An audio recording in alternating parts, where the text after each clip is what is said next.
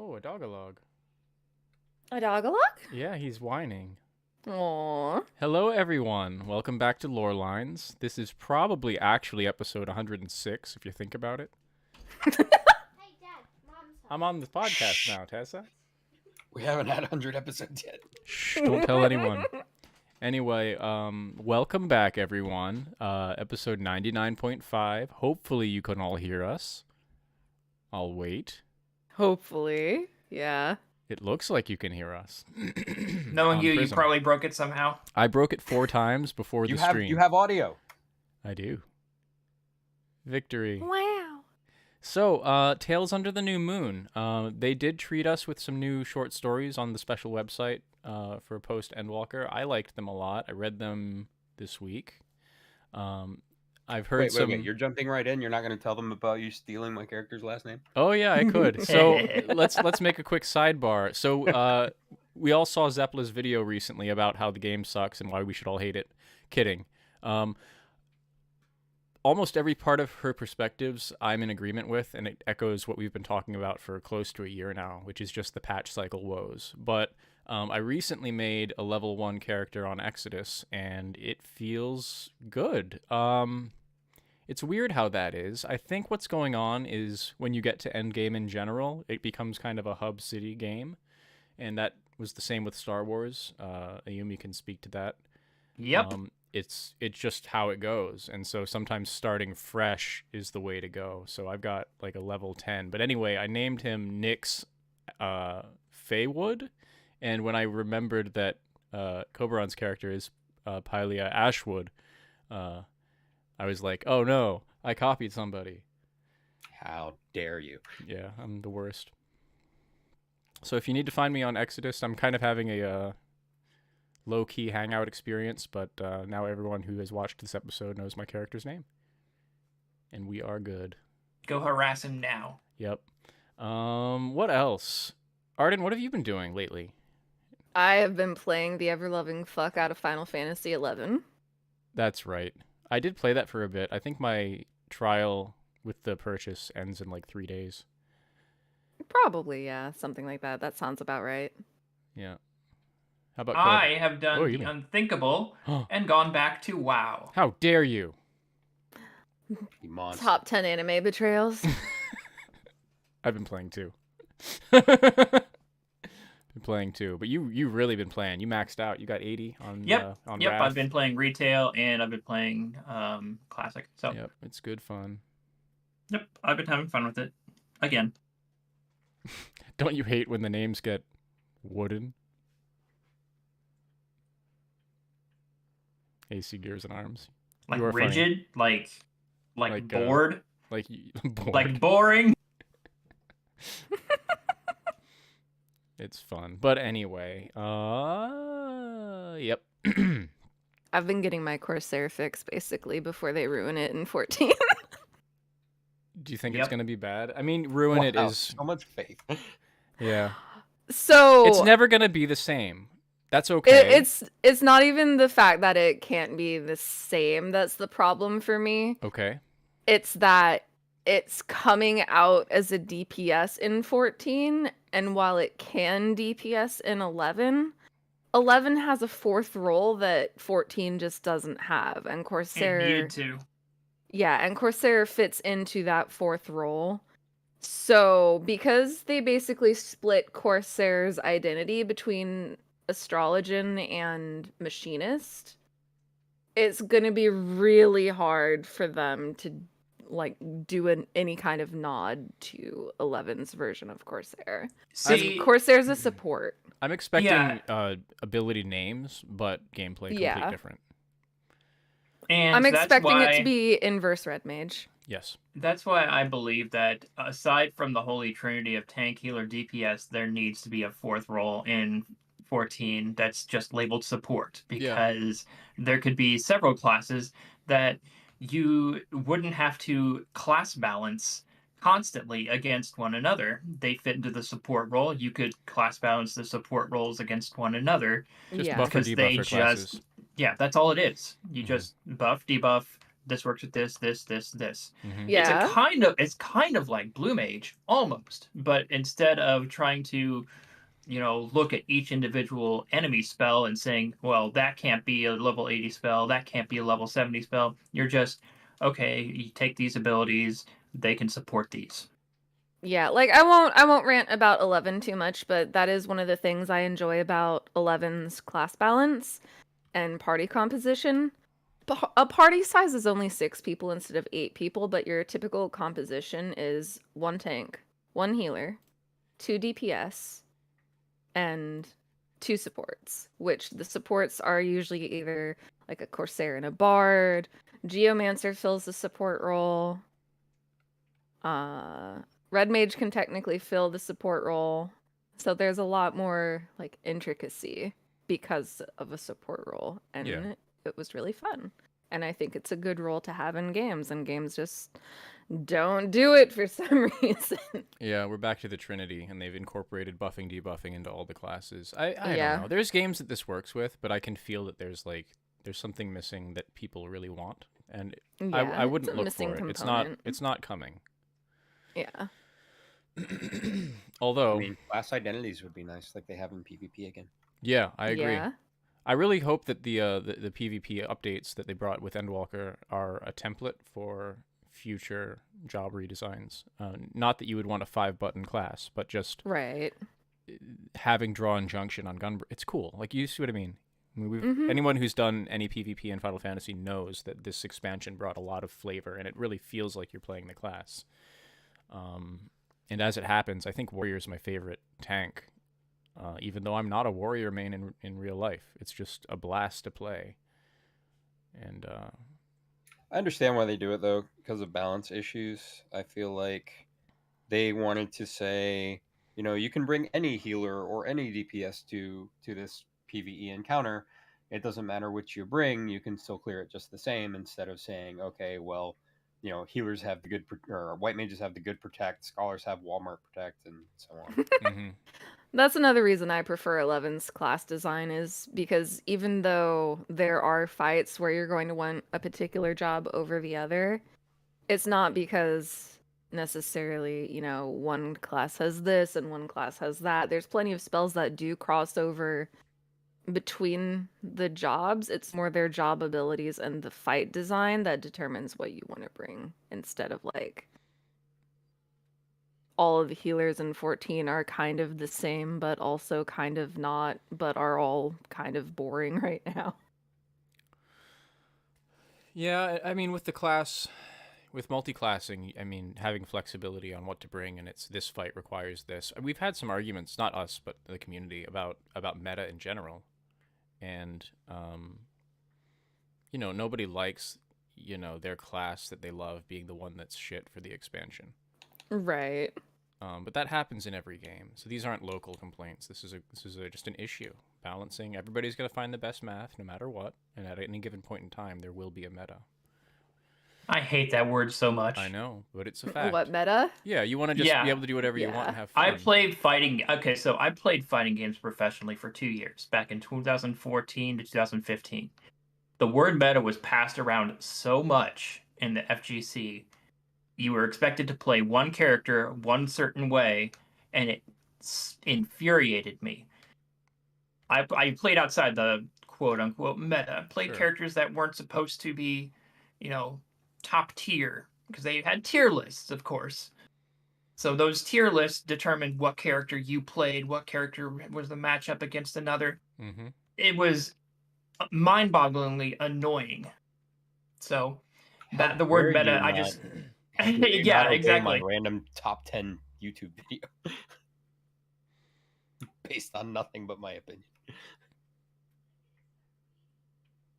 So that's my story about why I hate meta. Yeah, well, it's a fact, unfortunately. But you can always outplay someone who's worse at the meta class. Oh, absolutely. That's the Because thing. if you play a low tier against a high tier, you can pull off some, I wouldn't say some combos, but like some situations that you wouldn't see against high tier versus high tier, and you can throw them off. It's a mind game, basically. Yeah, what if it's Rune Fencer and not Corsair? Do you really want me to go there? No, that's for another day. However, the one thing I will say is fuck that, because elemental resistances and weaknesses and advantages don't exist in this game. However, a lot of the abilities in the Amalja NPCs, especially in A Realm Reborn, you'll see things like Endfire. Yeah. I miss end spells. Yeah. Well, I guess we should get to the topic at hand. So they released some short stories for us. None of them are terribly long, and none of them are terribly lore-dense, but they're a little bit cute, and I read them. I hope the others did as well. I think we all did. And I'm not sure if you guys read them at all in the chat, but if you did, let us know, because I had fun. Nothing to write home about, but they added a little bit to 4 different parts of the game that we don't hear much about these days. So I will put out there, it feels like these are put together by a different writer than the Yep. Oh, I agree. They feel like a different voice. Yeah. The tone is very different in them, and the structure is much more unfocused, I would say. Yes. I think out of all all 4 of them, I think I like the one about Ranjit the most, because we needed a little bit more context on him. A lot more. I agree. But I I, they fell into this pattern that I really didn't like, where it was, let's talk about, a character we know, and we're like, okay, this is a story about Thancred, for instance. And by the end, it's like, no, Thancred didn't really matter. There was a random Reaper there. We don't know who it was. But now it's a story about Ranjit. And I'm just like, why couldn't you have just told a story about Ranjit? Why did you have Yeah. to segue from Thancred into Ranjit? And they did the same thing with Estinian. It's like, oh, his spear is giving him a dream about Haldrath. But it's not really about Estinian at all. It's just Estinian having the dream, and Haldrath is the one the story's about. And it's just kind of annoying how they did that. Just tell the story. You don't have to start with a character we know. Like, we know who Yeah. Haldrath is. We know who Ranjit is. Sorry, we don't have to start with a Scion. You know, We kind of have the same deal with the fourth story too, where it starts with Emiliance and then goes into other shit. that And It's story's just just their like, structure for the stories this month. That's what it is. It's like a half story followed by the real story.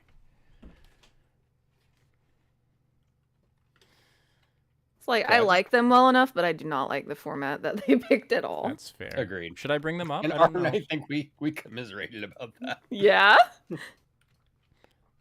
I don't know if we want to if you want me to read them all, or if we should just bring them up as a slide and we can talk about each one in succession. I think. Just bring them up as a slide. There are plenty of people who are reading through them online Perfect. right now. Good idea. Let me Yeah. swap scenes here. And you won't be able to see us, but you should be able to hear us still. I hope. Probably, maybe, possibly. Looks good. Looks good. All right. So yeah, Tales Under the New Moon. And we've got 4 stories here. We've got As Azure Fades, Bringer of Shadow, Bringer of Light, In Storm's Wake, and A Legacy of Hope. So our first story. So Yeah. when the 4th story came out, I had a couple people message me. It was like, "Oh my god, you read the new story?" I'm like, "No, not yet," because it was about Fortunal. I cosplayed Fortunal at FanFest, and so I go and, like the idiot I am, I'm like, "Oh, what are the new story series called? Tales from the Dawn." Got it. And I read the Euless story all over again, and I'm like, "Oh, cool. They named the royal family. Wait, didn't they do that already?" That's funny. I liked this this first story. I guess what's coming to mind most is this intro here. Just the first sentence says, Estinian Varlano was quickly discovering the potency of Hanish spirits. So You're getting drunk. I wasn't expecting him to be a drinker, and it mentions in this first paragraph that he really wasn't. Like, he was too focused on murdering dragons to want to mess around with liquor. And honestly, with the Eye of Nidhogg eating at his brain, he probably shouldn't be doing any liquor anyway. Inhibitions and all that. Yeah. But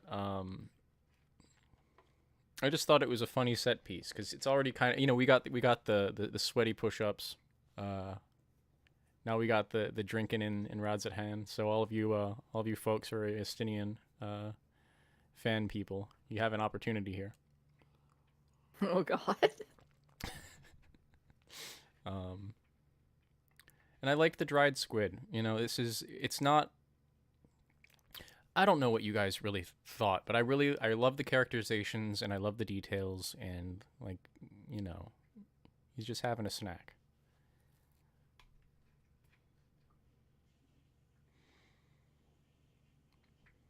It talks about how he used to train every day during his campaign against Nidhogg, and that hasn't changed.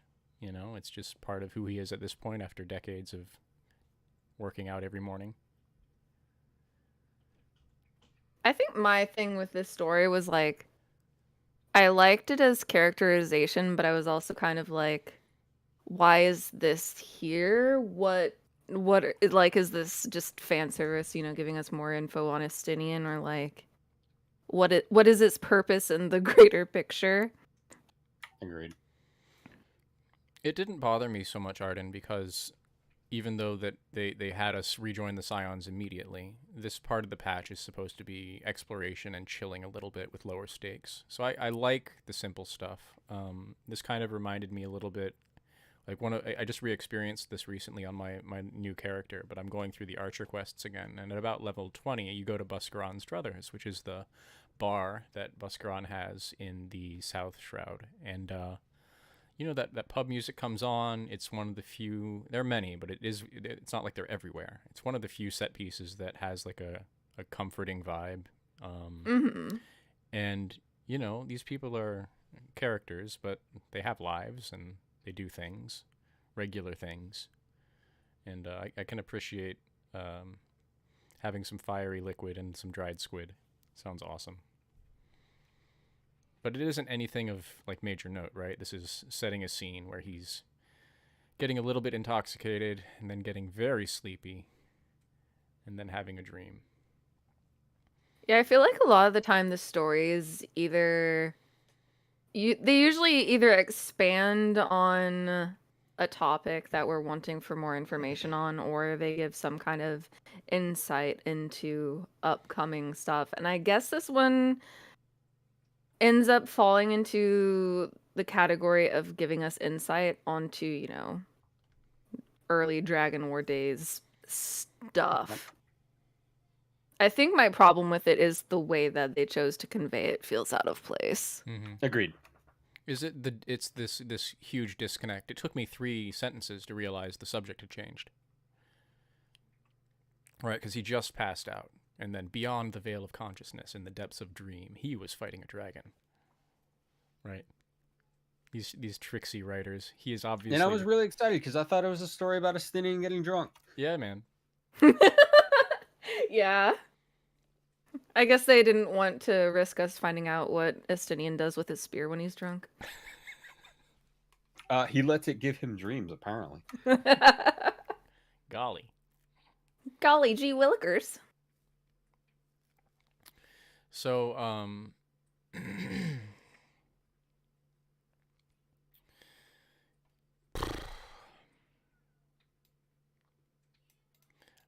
I actually really liked this. I mean, that's a given, Zanetta.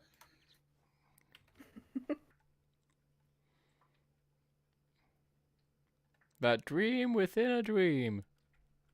I will say one of the things with this story specifically that gave me like a weird disconnect is like the way they segued into it made my brain go, wait, like, are they saying he's, you know, the reborn Haldroth, or like what's going on? Like, is this just a dream, or are they trying to hint like who he was in his previous life or something? Since they like to do that sometimes. I don't think this has anything to do with any sort of rebirth, but as you get to the end of the story, they explain kind of the succession of the Azure Dragoons. I don't want to read this whole thing, but I do want to cut into a few of these because there's just, without mentioning the text, it's harder to discuss, I think. So the beast roared, and he felt its unbridled rancor, as plainly as the stirrings of his own heart, thanks to the eye, the source of the Azure Dragoon's might. He leapt high to avoid his opponent's snapping maw, twisting in midair as he channeled the dread orb's power into his lance. Then, like a blazing meteor hurtling from the heavens, he plummeted back down to the earth. The lance found its mark, piercing the seam of scales along the dragon's neck and seeking deep into the flesh, where it released its energy in a fiery explosion that shattered bone with a telltale crack. Be still. So this is like Dragonfire Dive and Spine Shatter Dive. I'm just really enjoying. We see it on screen, right? We see it, but to read it is really fucking cool to me. Mm-hmm. I don't know about you guys. Oh, I agree. So, this is important, right? He kills the dragon. No sooner had he set foot on the ground than the searing pain racked his chest, bringing him to his knees, worse than expected.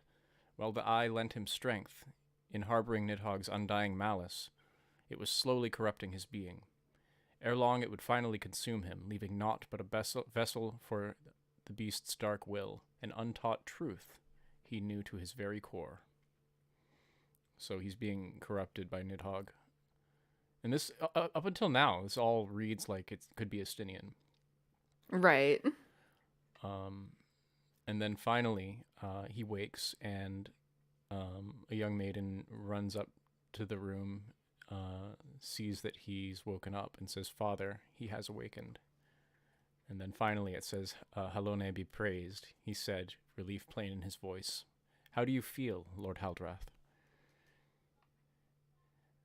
So that's the part that I think Cobran was speaking of, where it's like, oh shit.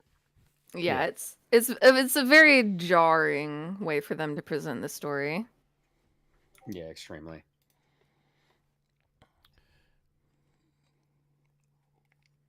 Now Estinian's still conscious in his dream because it's more like a vision then.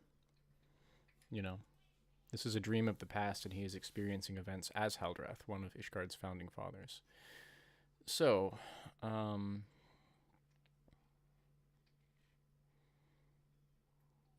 it's really interesting to be able to have a dream because you carried an eye.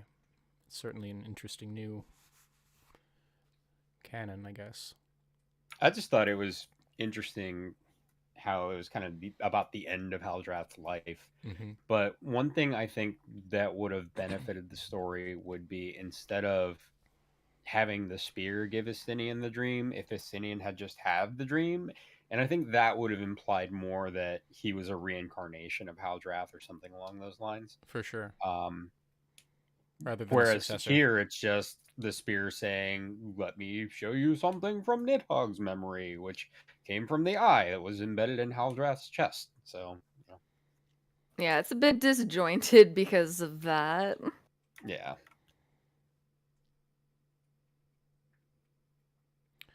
I really liked,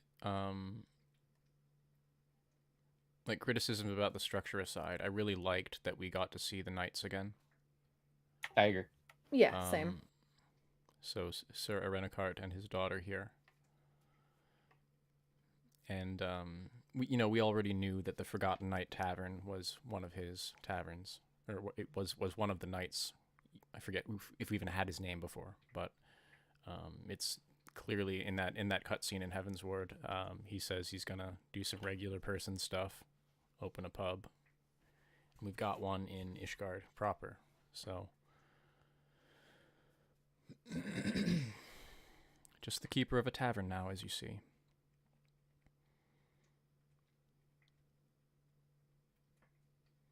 I also think it's interesting that we get kind of, here we have a Heavensward story. The next one we have a Shadowbringer story. It's debatable which Grahatia's is, and the last one's definitely an Endwalker story. Yeah.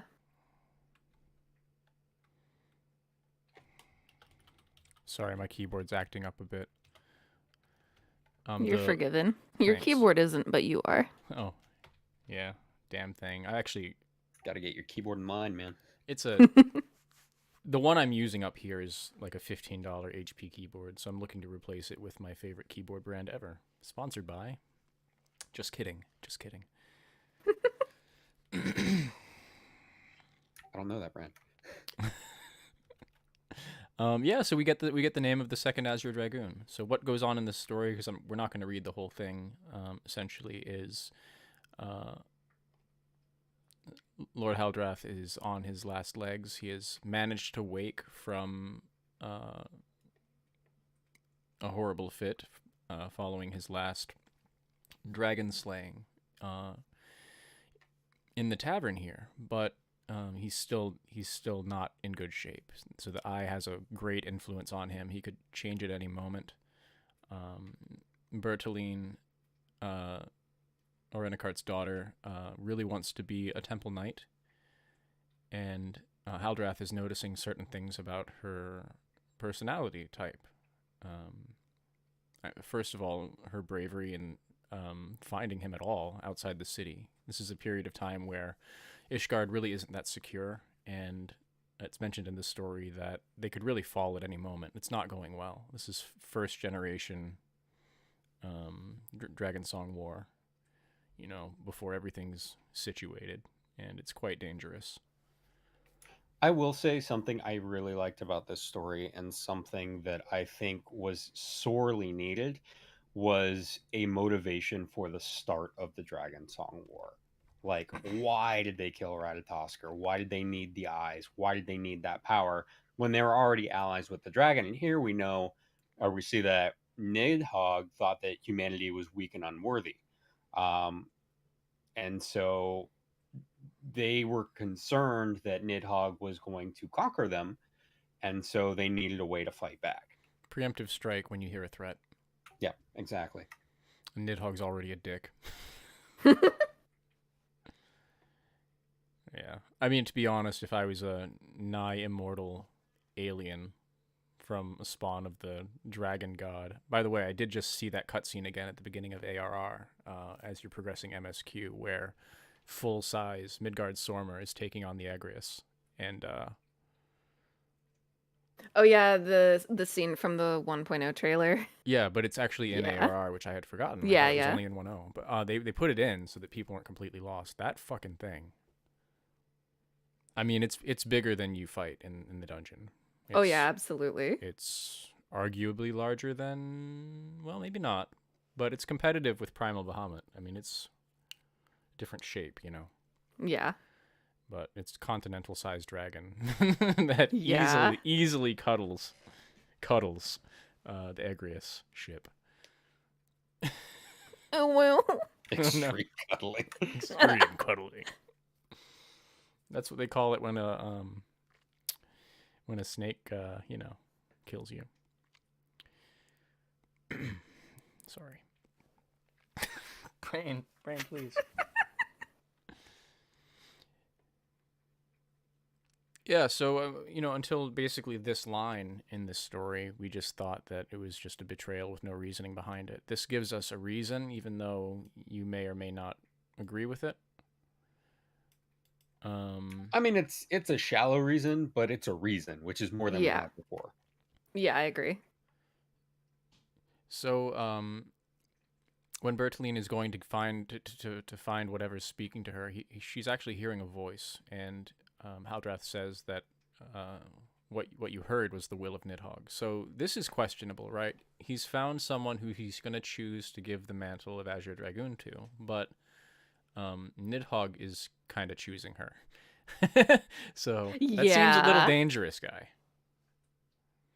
The eye calls to those who seek power, to corrupt and conquer their minds that it might be free once more. It's not run away. It's yeah, can you... I'm not going to make it till tomorrow, so let's take care of this. Yeah, I think that goes to show that from the very start, Nidhogg wanted a way to keep the war going, and kind of perpetuated that on both ends. The goal is suffering, not... Exactly. It's not victory, it's suffering. Mm-hmm. And they can't suffer if they stop resisting.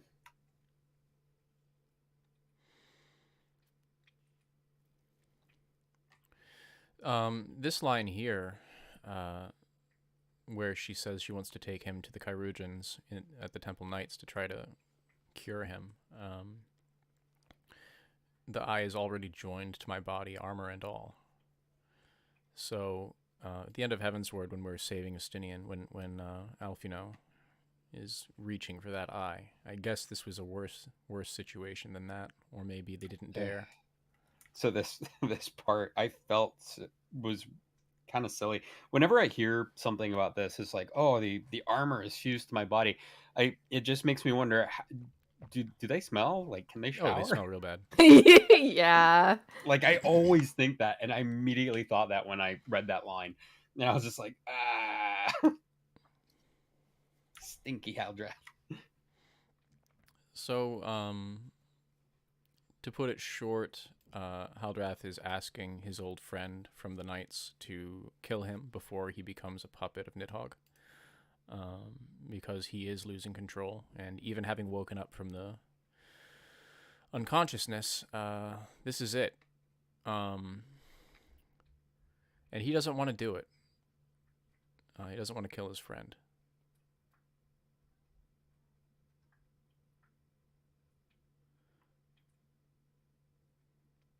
That's how we get God King Thornton. Mm-hmm. Bertoline, however, is just like, I'll help. She yeah. says. You can read that however you want. Like, Yeah. I want it. Give me the eye. You can make I it got really you, dark. bro. I got you.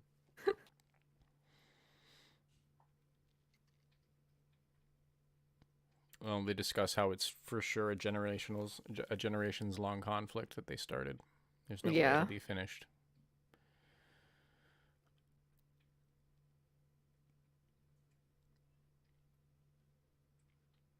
Can't Let help me but help, wonder if Father. Haldrath had known how long the war would go on for if he'd still done it.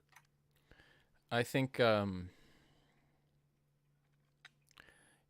think people need to be careful starting fires they can't put out. Yes. And in all the world, there are plenty of other places to live. I mean, I know that clearly from the story they weren't thinking about this. Ishgard was founded and Avalonia existed and all of this stuff. But, people move, and they probably could have just, with significant efforts, just pieced out. Acting on Instead, fear is Go ahead. also never really a good plan. Yeah, agreed. Yeah, but people act on fear all the time. Yeah, They unfortunately. just mask it as other things. So she helps her father kill Haldrath, and then Estinian wakes up.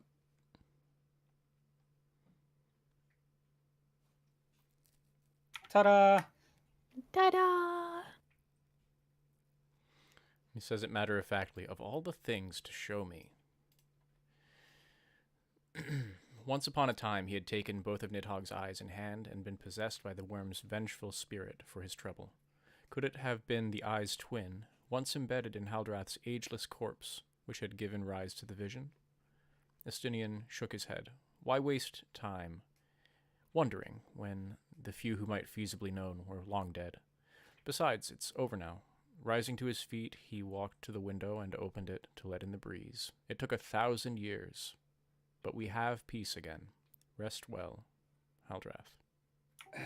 See, this bothered me. Because, we see at the end of Stormblood that he stabs the eyes. Mm-hmm.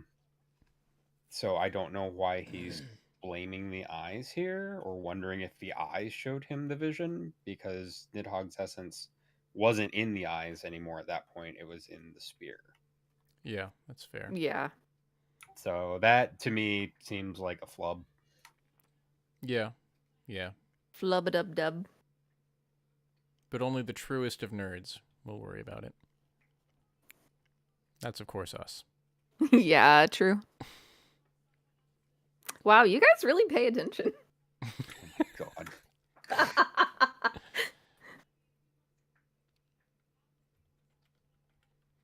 We'll never get over that. Nope. We need to have that as a sound clip, along with Homer Simpson screaming nerd. Yeah, true. So true. So the next story is Bringers of Shadow, Bringer of Light. Sorry, Bringer of Shadow, Bringer of Light. So this one starts with a nondescript person in Imperial garb walking in the northern Garlean Empire. And it's revealed that this person is Thancred. He's doing reconnaissance solo because I guess he gets purpose from it. And a Reaper engages with him. For no reason other than that he is a foreigner. Correct. Yeah. The deep creases in the corners of his eyes marked the man as a seasoned veteran. Doubtless he belonged to the Reapers, agents of the Empire who culled its enemies before the advent of Magitech. Clinging to the tattered glory of his nation, this lone survivor had likely identified him as an outsider and thus a target for elimination. Bad luck.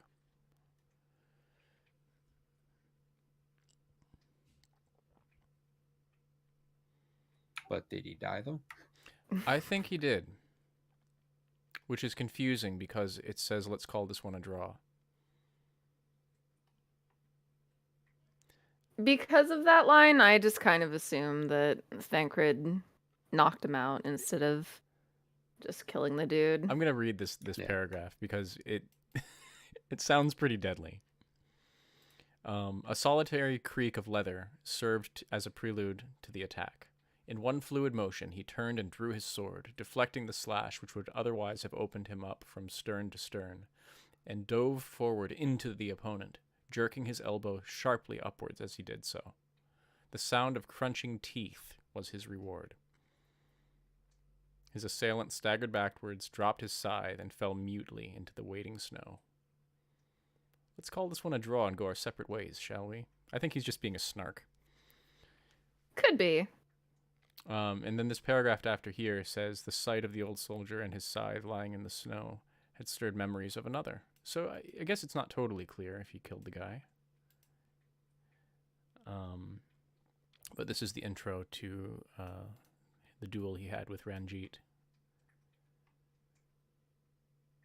I thought it was funny in this story that the entire reason Ranjit was even at Yulmore was kind of an accident. Yeah. Mm-hmm. It's really interesting. So Ranjit, you all remember, had a Reaper's Scythe as well, so that's what triggers Thancred's memory. But in the story, they mentioned the reason these people arrived in Yulmore at all, because they're obviously very different from the Yulmorans. Yeah, out of all of the stories, this was easily my favorite one. I wasn't a huge fan of Ranjit, but getting more backstory on him was sorely needed. I agree. Yeah. And in addition, the framing change is great. It's revealed that the leader of the group that Ranjit belongs to was named Zalbard, and that he arrives basically when the Flood of Light is happening in Yulmore. And it says Zalbard and his followers had little choice but to remain in Yulmore as the mayor's guests, whether out of gratitude for the hospitality they duly received or a simple necessity in the face of the world's seemingly imminent destruction. So, yeah, we're effed. We're going to stay, I guess. Yeah. Hail Yulmore. Yeah, this was good. I liked it. I really enjoyed that they mentioned the age difference. This is what I meant by kind of a reversal of my perspective on things. In the story, it's mentioned that Ranjit, when introduced here, is about 5 years old, and the first Minfilia is about 12, and she is a hell of a warrior. Not just blessed with not being able to corrupt, but Yeah. kicking ass.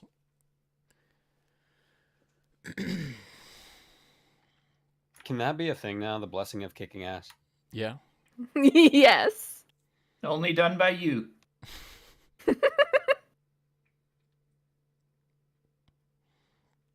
You're a white mage, if I'm not mistaken. So Yep, I am. So there But- you go. So I actually really enjoyed that Minfilia initially was older than Ranjit, because now instead of being just a fatherly thing, we've got both the fatherly protection and this is a person I looked up to as a child. Are you insinuating that he should call her mommy? No. I'm thinking No. One-sama. Yeah, like older That's sister. worse. I would say senpai. Yeah, sure. Senpai I was works gonna too. say, oh, nay, stop it. You've been watching too much anime. If you're gonna go that way. I've been But- watching zero anime, but this is a Japanese game, so deal with it. Yeah, true. Yeah, I will say it added a lot more context to why he was so, I don't want to say infatuated or enamored, but so obsessed with Minfilia. Yeah, adamant that she get her shit together. Because the first one, it's like you are my thoughts on this were like maybe he was thinking that this this Minfilia like, she wasn't worthy of Minfilia name. Like, right. It's like, I know what you can be. I've seen it, and I got to get you back there. Yeah, and he's viewing her as a reincarnation as well, properly, not just another person. Right. It's mentioned that Because the if I second recall Minfilia was correctly, the second Minfilia was terrible. complete Yeah. shy, not introverted in general, but also just not fit for a warrior's life. And did not last very long at it. Yeah. In fact, where's that line? Something unrelated to Ranjit that I appreciated in this story is that they more explicitly said that Thancred viewed Minfilia as a sister. Yes, finally. Yes, thank you. Yeah.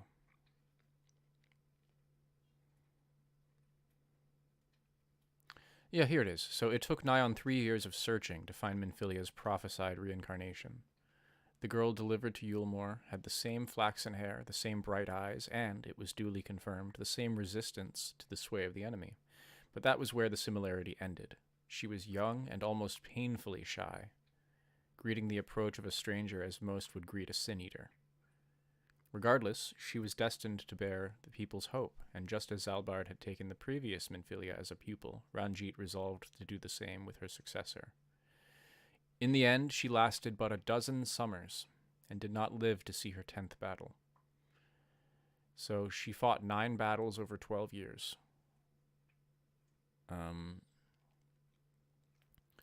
We don't know how young, but I was called back to the Minfilia storybook in the Crystarium, Mm-hmm. and how that person is very much like 5 to 7 years old.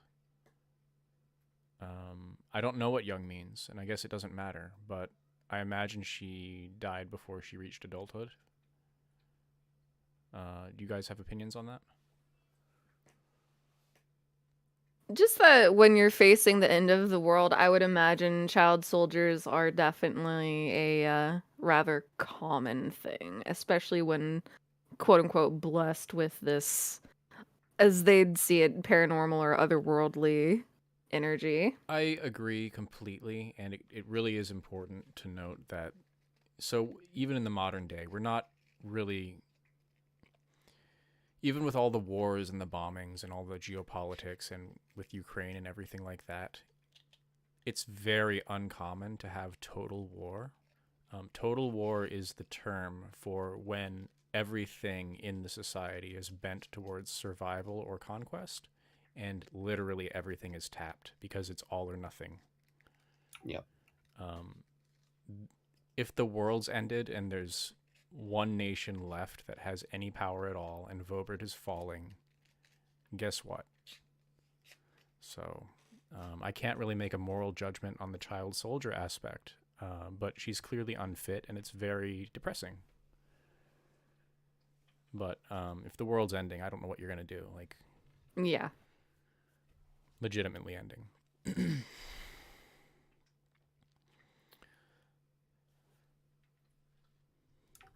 I like that they included it though, Mm-hmm. because it really does show the gravity of hate. The world is over. This is it. Like, we either do this or we die. And that makes Vothri's decision, sorry, not Vothri's, that makes Ranjit's decision about following Vothri, it's understandable. And it's kind of understandable in Shadowbringers. Yeah, he's like, okay, we don't have to have child soldiers anymore. This is great. I don't have to lose Minfilia anymore. She's protected. Like, Vothri controls the Sin Eaters. What more could you want? They're in control. Well. yeah, so it really does add a lot when you see it from that perspective. Is okay, we have a way to survive now, and here are these people who come, trouncing light wardens, killing the Sin Eaters, agitating them again, and bringing back what could potentially be the old way of surviving with all this horror and death. And yeah, of course he's going to fight against that. I forget the exact line that Emmett Selk uses when he kidnaps the Exarch, but there's a line about what Vothri did with What Vothri achieved through bliss. That's it. Thank you. Yeah, you will achieve through despair or something. Yeah. Yep. That's the line. Yep. Yeah. So that's essentially the argument here. It's the geopolitics here are one nation has the Sin Eaters under control and they live under a despot and all the rich people are happy and all the people outside the city are fucked. But it's a mode of survival. Some people can live decent lives. Other people will be exploited. But we're not constantly being bombarded by armies of Sin Eaters coming from the rest of the effing planet. Because they're in control. Versus constant total war and the anxiety of being under attack at all times. I could make a counterpoint, of course, which is having to do with the inn, right? in Amarang. Mm-hmm. That whole sequence with the Sin Eater showing up. If author is really in control, then clearly, well, I would think on some level there's an influence to go and get more Sin Eaters. You know, it's not if you could just have them all peacefully assembled in the basement of Yulemore. I don't know where I'm going with this, but I'm trying to assess the morality of the situation. Oh, there is none. It's a greater good argument. It's still wrong. Yeah.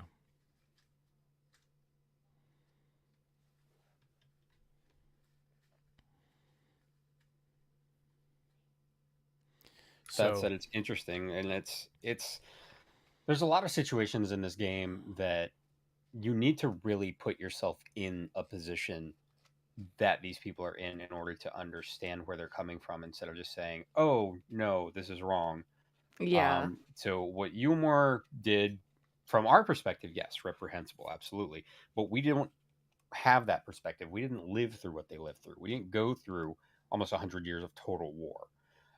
Just kind of like the Plenty is another great example of this. Once you've done everything in life and there's nothing left, but an eternity of boredom, like, yeah, of course you're going to want to die.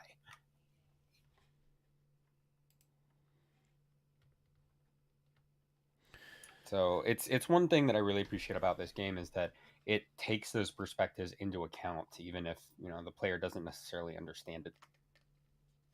Nuance. It's which nuance. Of course is where we get community drama and debates that go poorly coming in, but it's good that the game has it. There's two modes of considering gray morality, right? There's like everything's gray, nobody's good, nobody's evil, everybody sucks. There's that very simple surface level argument, but then you can have the deeper understanding of people's motivations and their life circumstances and have a very thorough understanding of motivations. And I like to take the second one. It's pretty easy to you remember the Emmett Selka's piece of shit versus he's my favorite. Yeah. It should be viewed more complex than that. I mean, I've said for years now that Alphinaud's speech in the bottom of the Tempest is basically the authors of the game teaching us what the correct mindset is. Which is our loved ones are in the present. Our loved ones are in the present while yours are in the past. Like the past is gone. You can't have it back. Yeah, except the souls are still up there in Zodiac. Like, yeah, little did we know that they are still there. You underestimate my power. I saw that whole thing as one man's hero is another person's villain. Essentially, which is the moral of the expansion. So Shadowbringers was about two heroes pitted against each other. Agreed. Completely agreed. Ranjit says here, defiance only begets more suffering. It is through acceptance alone that one may find solace in this God's forsaken world. Man is an inherently flawed creature. In his vain pursuit of righteousness, he but sows the seeds of future conflict. Thus have I chosen to place my hopes upon he who has transcended men, upon he who is unbound by the vagaries of conscience. So he's forfeiting his conscience for survival. Right, again, it's the greater good argument. I can torture one person, kill one person to save 100. That's a price he's willing to pay. Ranjit died in battle at the age of 88. His body was found lying before the graves of his former pupils, all taken before their time.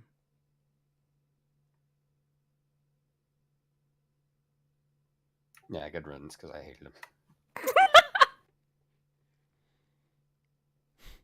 Who will be the next dad? Find out on Dragon Ball Z. Yeah, really? Each expansion needs their dad that people are going to invariably thirst for.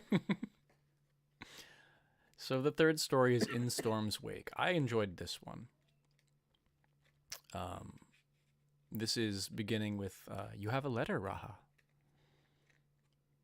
I liked this one, but I was also sitting there like, if we don't get Corvos is like proper zone That'd be the best. in one. Oh my MSQ. I'm gonna God. fucking Yeah. riot. It You needs to be. motherfuckers. 6 times You- in MSQ, then You know the fan base would just absolutely pitch a fit if we didn't go to Graha's house. Yeah. Can you imagine if they decided to approach Corvos like as side Like a content, like Bosnia. Bosnia or something? Mhm. Yeah. it needs to be That's my God. big fear is that they're going to do that. You know what? Yeah. I enjoyed it enough that I would be upset, but still happy to have it. Because Bosnia was quite a lot of content. It was a lot of fun. I'll give it that. I did enjoy it. And I wish we had something like that now that wasn't another deep dungeon. I'm not And sure. that Yes. goes into a separate line of criticism, but Sure. I feel like, the accumulated story weight of Bosnia, I think, was close to a quarter to half an expansion of MSQ. Yeah. Somewhere I'd agree between with that. 25 and 50. It was large. Like, you can grind it quick if you come in late, but you get all the cards to collect, all the different NPCs, the story actually told with cutscenes and dialogue, and then the 2 raids. I mean, is it 3 raids? Sort of. It's the duty at the end of the Southern Front, which is not technically a raid, but is a raid. It's like Yeah. and then the raid you queue for, Sanctum of the Queen, and then finally deliberate oregano. Yeah. Yes. Deliberate oregano. It's a lot of content. So at least we'd get it. And maybe it would get a wider treatment than it would in MSQ. Maybe. Just have to wait for it. I still prefer a lot of things about Eureka's approach, but I think if they like merged a bit of Yeah. Eureka and Bosnia, we'd be good for, between expansion content. Totally agree. And they always iterate. It's not just a carbon Mhm. copy, typically. Sometimes the iteration is poor, but they do minor updates. Like this Yeah. time for a deep dungeon, instead of the cool summon thing that clears the room, we got clones, and it sucks. In my opinion. I still need to do the new deep dungeon. Sure. It's hard. I hated that they come out of silver chests because I open a silver chest and I'm like, yay, Aetherpool. No, it's Doga. Yep. Oh, Arden, I'm down to do that later. It's been a while, and I couldn't grind through 100 floors right now, but I could easily do 10 or 20. I need to do Aetherpool grinding in there. Same. So maybe we can all get together this week and just go through it for story reasons for Arden, and then actually we'll get some AP while we're in there. yeah, we can see about that. Or we could do it on stream. Sure. True. I doubt people want to watch Lorelines going through Deep Dungeon on Sunday, but if they do... No, but they do want to watch us bitching and yelling. That would be fun. Fuck! Fair. That's true. So the reason I like Fucking this organized. story... Hey, welcome back. I think I heard you. Negative. Did I say something? I thought you I did. heard something. So the parts about In Storm's Wake that I like really have to do with Grahatia, because I'm not even a fanboy. He's a good... I enjoy his company in game, and I feel like he looks up to my character in a way that I'm not comfortable with, and I'd rather just Same. I'd rather just hang out. Like, he doesn't need to put me on a pedestal. Let's just be bros, bro. Yeah. You spent 100 years on the fucking first. Don't pretend like you're... Well. Yeah, don't pretend like, he spent too much time in the books reading the history when he was over on the alternate timeline. I think he was over there reading shoujo Yeah, manga with maybe. the way he behaves. But this is so cute, right? He says, availing himself of a letter opener from Ojika's desk, he quickly extracted the missive and had barely begun to pore over its contents when suddenly a sharp gasp escaped his lips, drawing quizzical glances from Kryl and Ojika. In disbelief, he read the message again to confirm his eyes were not deceiving him, before turning to his companions in bewilderment. Senpai number 4428 recognized him. Someone likes me. Someone likes me. I've been invited to Doma for a private audience with Lord Hien. He says, I should very much like to know that myself. Had he bade me bring our adventuring friend, I could understand it. But I haven't the faintest idea what he could possibly want with me, little old me. You know, it's cute. And then here he tries to feign like he's not that interested. That's in the text as well. Yeah. Where is it here? Well, I can hardly reject an invitation from the great Lord Hien, he pondered aloud, hoping the words might convince his colleagues that duty and obligation were foremost in his thoughts. But the smiles playing on their lips quickly gave the lie to that. Donning what he hoped was a neutral expression, he ignored their knowing looks and the burning of his cheeks, and set about making preparations to depart forthwith. He is fooling no one ever. It's really funny.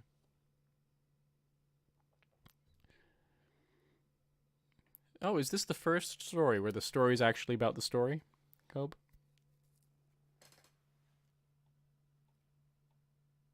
Maybe. Yeah. It definitely still has the preamble format going on. But this time it's him getting on a boat. Yeah. It is across the world, after all. It's not like they started, talking about Graha and then segued into, like, Reen and Gaia for some reason. Yeah, that'd be crazy. Although...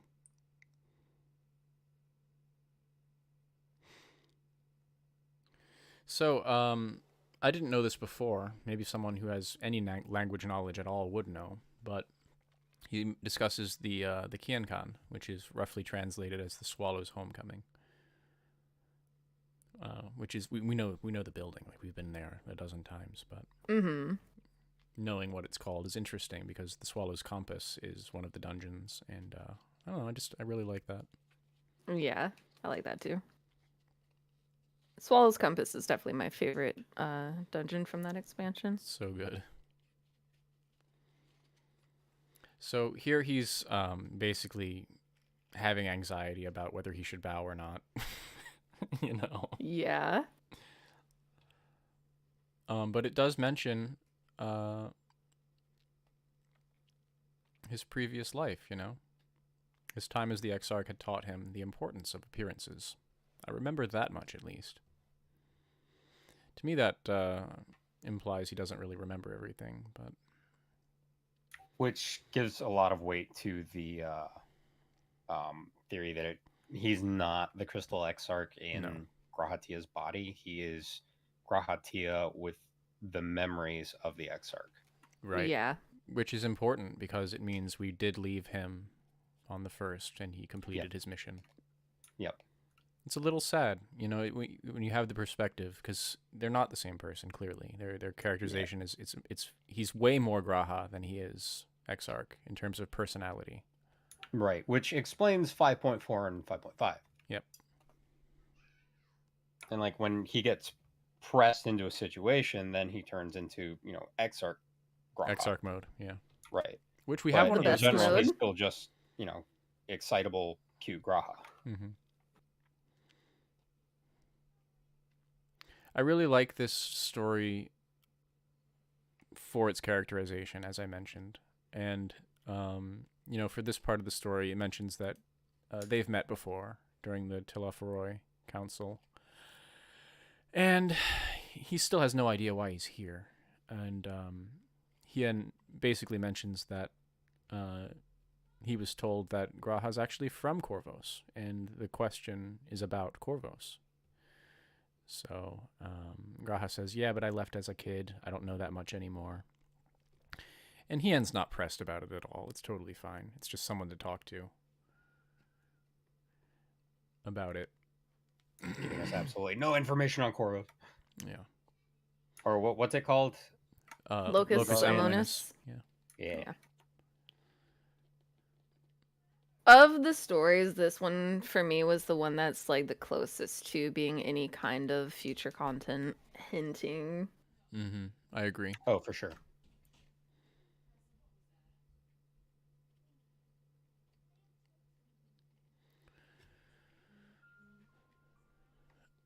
every once in a while, like Hope mentioned, Graha goes into Exarch mode, and this was an excellent example.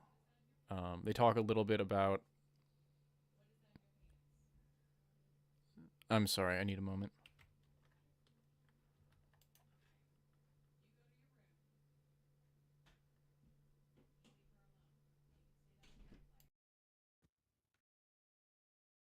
Moment to search. No, family stuff. Got it. Totally fair. Okay, it seems resolved now. Kids were fighting. It happens. They've been playing well all day, but such is the way of things. So they mentioned the history of Corvos a bit and the 800-year exile, and once you've been gone from an area for that long, it's hard to lay any sort of claim to it. So, but nevertheless, the Empire expanded down to Corvos and erased the name Corvos from all of their history books and retitled it the old name. So now there's an issue, right, where the Empire has fallen. We need to know what to do with that whole area. It's a mess. Garlemald's messed up. We're trying to reincorporate that nation into the League of Nations, essentially. And it's a question of what to do. And Hien bemoans the fact that what they dealt with in Doma, had it been 50 years, what does he say? He says, had it been another decade or even one more year, would we have had an easy time getting our country back, basically? Because Corvos has been under Garlean rule for a long time. It's been 50 years. That's a whole generation, and a lot of the people who are in charge now don't remember the old situation at all, and it's just a really complex knot to deal with.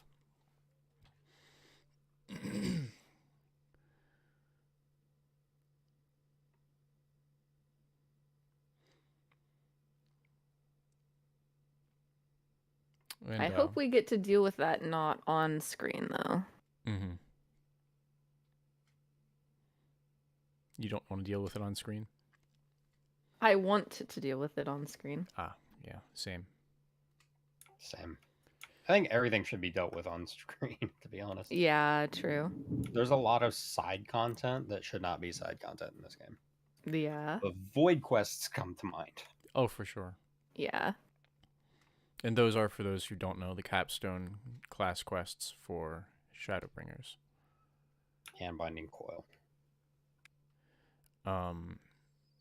Yeah, I can't say I regret ever finishing. Even the Endwalker capstone quests, it's absolutely important. I remember we were called out a little bit on stream 2 years ago when we hadn't done it right away. And I don't know if any of you who had not have done it by now, but it's definitely worth it. And if you're leveling anyway, you may as well do them. And it's good XP. It's like 500,000 for a quest. You can get 2.5 levels off of them.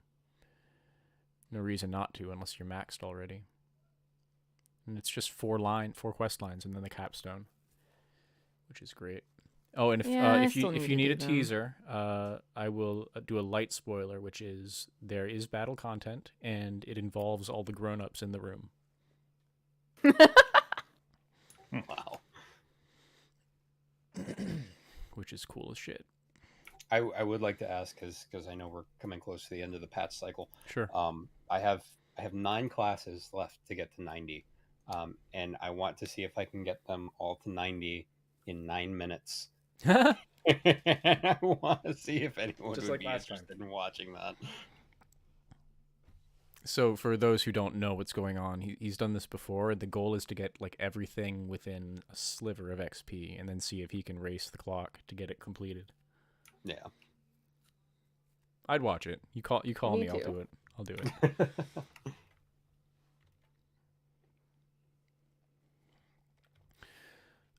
We haven't had any chatter in a while.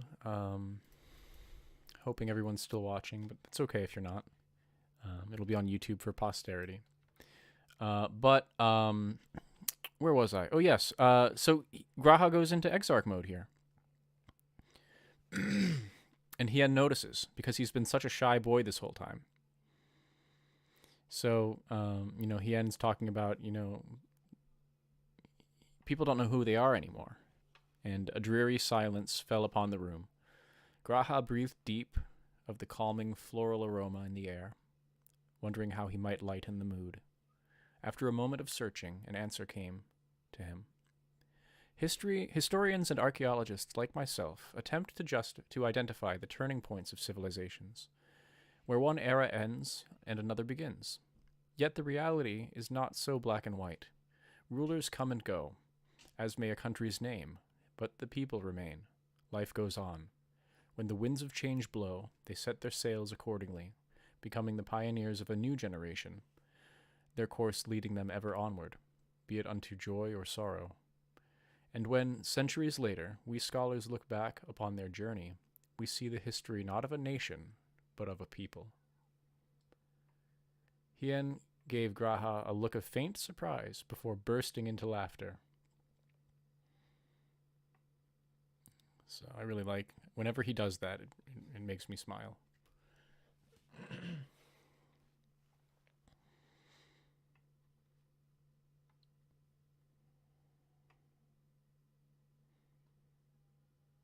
And then they go get dinner. Yay. The end.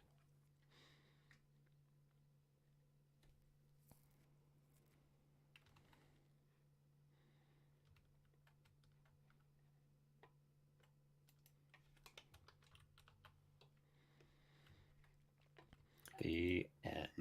All right. So, I guess a legacy of hope.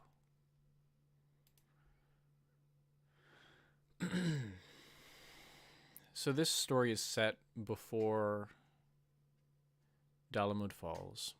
Yep. The year before, when everyone is still in Charlian, and Alize is off with Grandpa, and Alfino's bored out of his mind. He's already graduated from the academy. Mom's around. Family seems okay.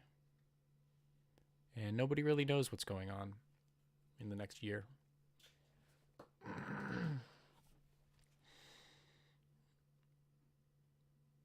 This is another one that kind of bait and switches you. It was It a really does. good Yeah. story. I liked it. And it wasn't nearly as egregious as the other two. This one actually made sense where, you know, it's a story about the Leviers, basically. But it starts from Emeliance's perspective. You know, she goes digging through the dresser, finds Alphino's secret masturbation drawer, and digs out his letters. Which have nothing to do with that kind of material, and Yeah, it really didn't. I like that in Imagine the if paragraphs. she had just found like Alphino's drawings of Yashtola or something. Boy, What kind of drawings? the kind that he Ex- draws. It's a large-breasted stick figure lady.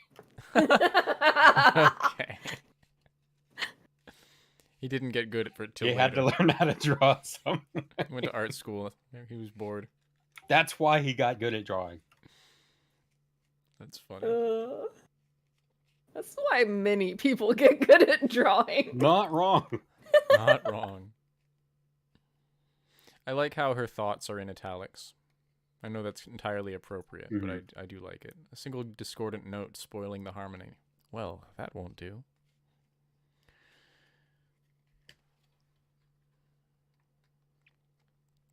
I like how she highlights how stubborn the men of the family are. For sure. In fact, that reminds me, just this quick 2 paragraphs. Subsequent attempts to close the drawer proved fruitless. With a sigh, she pulled it open, and the source of her troubles became clear. Towards the back, the cover of what appeared to be a concealed compartment had worked itself loose, obstructing the drawer's closure. Louisoix had been rather rebellious in his prime, and had doubtless acquired the desk to serve as a home for his secrets. As Emeliance had raised 2 rebels of her own, she had stumbled upon more than a few contraband-filled nooks and crannies in her time. Naturally, she could not help but take a look, and inside found a leather-bound notebook. An old journal, perhaps? See that contraband-filled nook? Yep. That's the stick figure tea lady. Yeah. So I like that, and we've heard of it before, but the twins take after their grandfather vastly more than their father, except perhaps Fortuno's sense of duty, you know. But they all have it. The whole family has that sense.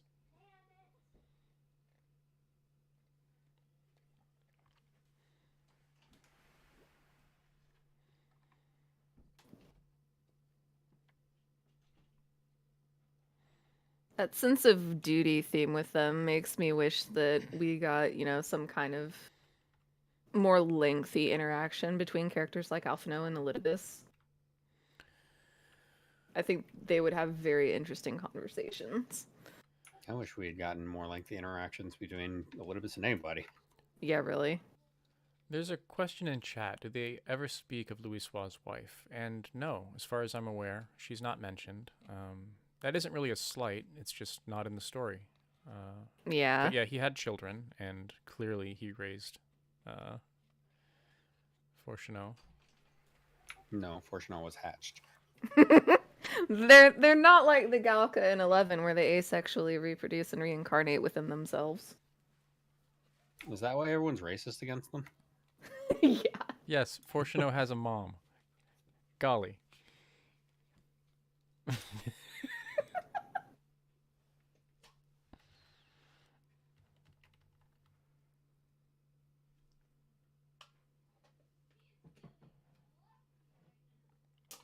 So we learned the Leviers have a dog. They do. Yeah, we knew this before because that's why they named the The Porksy Porksy, Angelo. Yep. But they brought it up again.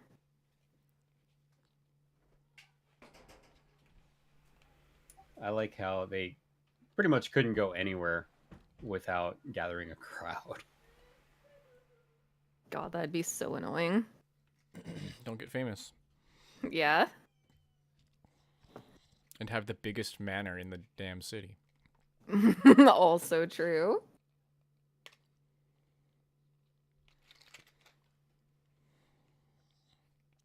I like here that that Alphino is very respectful towards his father, and but still in the text it indicates that he really wants to ask more questions. You know, he's very curious and just wants to, but he just wants to hang out. You know. Yeah. Have you business to attend to, father? An inspection. Fortuno addresses his own flesh and blood with the self-same terseness he would a junior colleague. Not that Alphino was deterred. It had ever been thus. So, in that case, might I join you? The young prodigy attempted to hide his excitement, but his wide eyes betrayed him. And Dad takes him along. It's fun. I like stuff like that.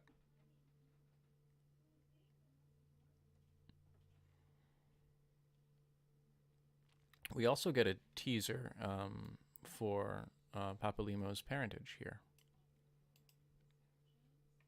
I believe.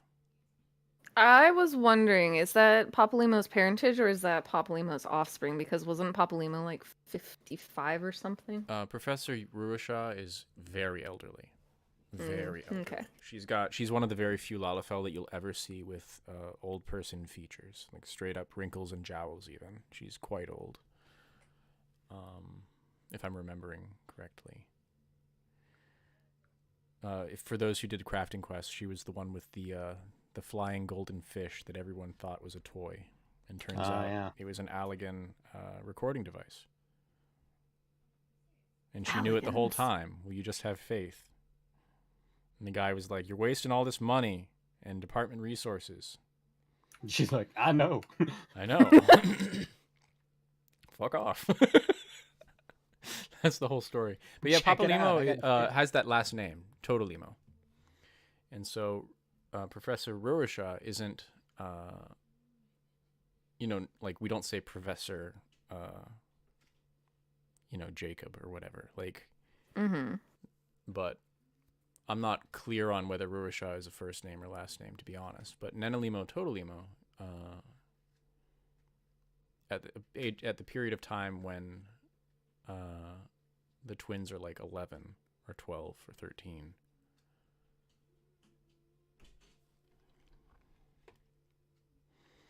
And they're in the picture. So Rurasha is the darker dressed one.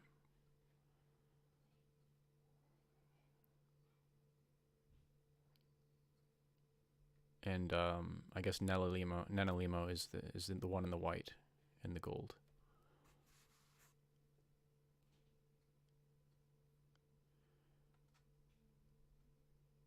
And the discussion between Montachane and those two and Louis Soir seems like a peerage, you know. Mm-hmm. Louis Soir, Papalymo says himself when he's casting the spell at the end of Heaven's Word to seal off Shinryu, says he may not look it, but he has ever been He has ever been Louis Soir's best pupil. So, Louis Soir's pupil is Papalymo, and I'm imagining he's younger than everyone in this room, or in this scene. Despite being pretty old for a main cast member. I think everyone in the story is under like 35. Yeah, for the most part. Mm-hmm. In the Scions, I mean. Yeah. Yeah, this Thancred story is pretty currently the straightforward. oldest. Yeah. Well, aside from, whatever's going on with Yashtola's 23rd birthday happening every year. Yeah. She's had like 15 of them now. Yeah. Sheesh. Who knows? Don't She question might it. actually be the oldest one. Yeah. We could never know. She certainly acts with quite a lot of conviction. Old enough to know who you are, you know what I mean? Mm-hmm. Little son.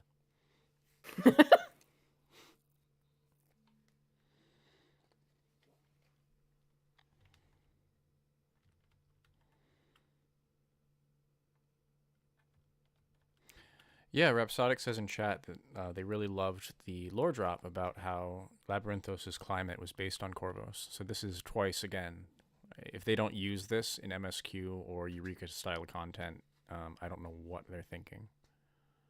It should be an MSQ, truly. But Yeah. in it fact, should I be would MSQ. prefer it be MSQ and Eureka content. Like, we'll get Fair. the cursory glance, and then we'll go deep after the story's over. I think that'd be cool. Either that or they'll do MSQ and crafting reconstructive Sure. whatchamacallits. I was really looking forward to a crafting endgame this expansion. I didn't get it. No. The amount of stuff we didn't get this expansion makes me wonder, like, what are they doing that made them have to, like, pull resources? Because that Final was... Fantasy 16. But we were told that You that think it's wasn't 16 happening. even though development's been do. over? Because we see even with Koji, like they had to wear multiple hats in the development team for Business Unit 3. Their entire force was just completely focused on the new single player game with just That a wasn't- skeleton crew. I wasn't sure if it was that or if they were needing to divert resources for the bullshit that they're doing in 7.0 with the graphical update and all the other shit. It could be that They've too. got their hands in so many pots right now, I wouldn't be surprised. Which I'm expecting a lot from 7. Like, I still trust the dev team, even though this patch cycle is kind of ARR-y. ARR too. Arr. Which, I mean, I expected. I don't remember being so burned out during ARR. I do, but only Yeah, me too. vaguely. It's been years. But I do recall quitting because I don't think wasn't this is responsible. ARR. I think this is more 1.0. I wasn't responsible for anything in ARR. I was a member of a guild. I did some raiding. Without the the burdens one might carry leading a community, I was able to quit 3 or 4 times in ARR for sure. Just dropped off for a few months, came back. It feels very ARR. I respect the comment you made, Ayumi, about 1.0, but the truth is that was barely a game. And if this were that bad, we wouldn't have any subscribers at all. Yeah, this game is at least playable. 1.0 was so bad that anyone who bought the game never had to pay a sub. They said, we're not going to charge you for this. It's free to play. And it was only about halfway through the development cycle when they decided to add actual content and dungeons and all this stuff, and it just wasn't there. You could do leave quests, and you could explore. But that's about it. And you couldn't play on mouse and keyboard. Well, you could, and I did, but it was not pleasant. That was added later. The game actually released without support for mouse and keyboard. Yeah, it could be that I joined a couple days Maybe. late. A couple weeks late. I'm shook. So, yeah, I don't want to not discuss the story. Just got a few more minutes left in the stream. So, you know, they speak a bit about Labyrinthos because he's never seen this lift. They go down the elevator and he's just completely shocked at what he's seeing, because you're seeing the false sun in the sky, perfect climate. Like, go on vacation here, perfect climate. And it's mentioned that the wind machines just recently were brought online, and that he was a naysayer. He thought they would suck. Turns out they don't suck. Pretty good. And Alfino says, "Father, what is all this?" And they just discuss Labyrinthos. Really, really surprised, and Alfino is extremely curious about it. He mentions that it's based on Corvos, and that it's based on the name is Locus Amoenas, their utopia. Seeing this, one can understand why. Perfect climate. And it's mentioned in the text that he sounds passionate for once, instead of kind of the droning bureaucrat that everyone's used to. Dad's actually excited about something, so that's cool. But just as soon as they're done with that discussion, you know, the rest of the zone is restricted access, and Dad is still Dad. He says, might we venture further in? His father shook his head. Our business here is concluded. It's time I took you home. Alfino's heart sank like a stone as he felt the magic of this wonderful world begin to fade. But he knew from his father's tone that the matter was settled. I must be reasonable, mature. The boy took a breath and nodded, his calm countenance befitting that of a leveilleur. And then who shows up? The game's real best mom. Justinian. Best mom! But fortune, oh Picnic time. dearest. It's the perfect weather for a picnic. That's great. We need some family time, gosh darn it. So what do you guys think about picnics? They're outside. It's not my environment. I like picnics when there's like a picnic table and not on the ground. You don't I like love blankets? Picnics are fun. Yeah, they're good. Picnics have bugs. Hey, look who else shows up at the party. The wise old Galif Baldesian. And many, many others. Yeah, it's a party down in Picnic Land. I mean, it's so many people. Galif is here. Emilian says, Moonbreeder and Oriange, Yeah. Kryle, since she's with Galif. Yep, I love this picture. In fact, I think I'll zoom in on it a bit. I don't know how close I can get without breaking the stream, but maybe I'll go to the full screen mode. Hold on. Yeah, it's barely better, but it's something. I love this. So, Rambros. Rambros, Moonbreda, Oriange, Louis Soir, Kryl, Angelo the dog. There's Mom. Hey, who's this person?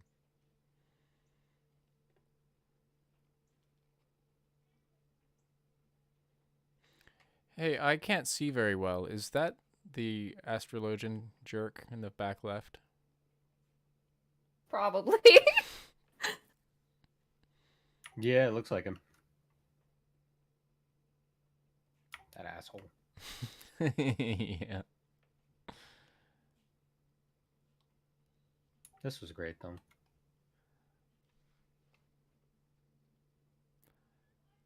That's Dickon from The Last Stand answering Emelian's summons with a fresh batch of confections to prove his hotly debated theories on baking the perfect sweetmeats. It's great. That's what's really important. It's the food.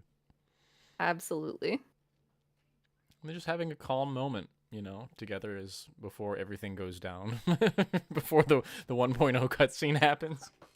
Yeah.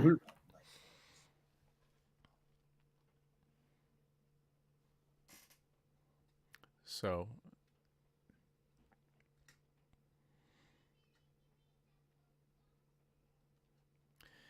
Emeliance gingerly closed the journal, then shut her eyes to recall the journey home that fateful evening. In the fading twilight, Louis Soir, Fortuneau, and Alphino had each made a solemn vow. The flames of hope yet burn bright, and I shall not see them smothered. Louis Soir only knew too well that his efforts to forestall the seventh umbral calamity would place him in mortal danger. Yet on that day, surrounded by family and friends, he had been the picture of contentment. And our hope burns brighter still for your legacy. Mine is a difficult path, but I shall walk it gladly, for our children and their children. Fortuneau's meaning was clearer in retrospect, with knowledge of the Exodus. Though he had not seen eye to eye with his father on matters of politics, Louis Soir had never pressed. He simply listened and nodded, aware perhaps of the secrets his son had sworn to keep. But you need keep them no longer, my darling. Our children live, and these burdens are not yours to bear alone. And then, I shall study, learn, and grow, that I might become a man worthy to follow in my father and grandfather's footsteps. Young Alphino's aspirations had been pure and selfless meanwhile, a child's promise, but not an empty one. He and Alizé had done so much for so many. They had defied their father, and in so doing rekindled his hope. And together, with countless allies, they had met on their journeys. They had spread peace far and wide. Against all odds, you each remained true to your word, and will each remain forever in my heart. The end.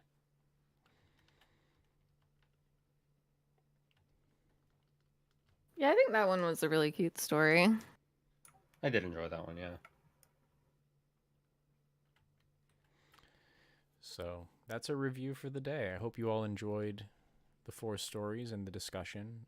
Definitely feel free to continue discussion in our Discord. And as usual, spread the word. If you have friends who want to talk lore, they're welcome.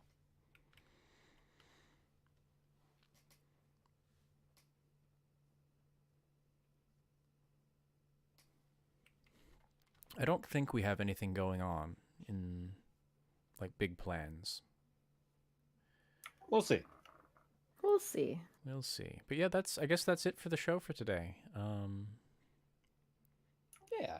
Now's the open air time. Anyone have anything to discuss? But otherwise, we can close down. And as usual, it's been an absolute blast. I really don't have anything to say. I'm hungry. Yeah, I'm hungry too. Me too. Let's eat. Yes. I have pizza downstairs calling my name.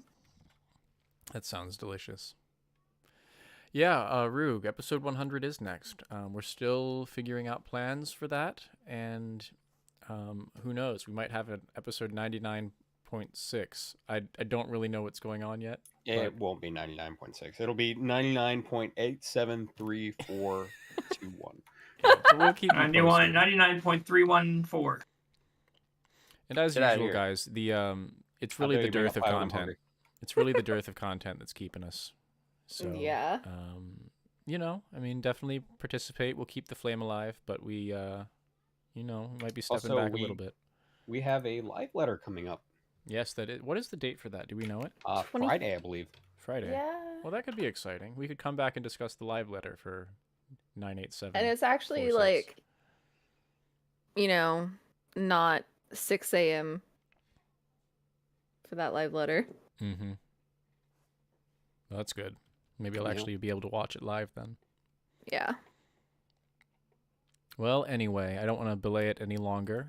Have a wonderful week, and we'll be in touch, and we'll see you next time. Yep. Have a good one, everybody. Bye-bye. Thanks for coming out.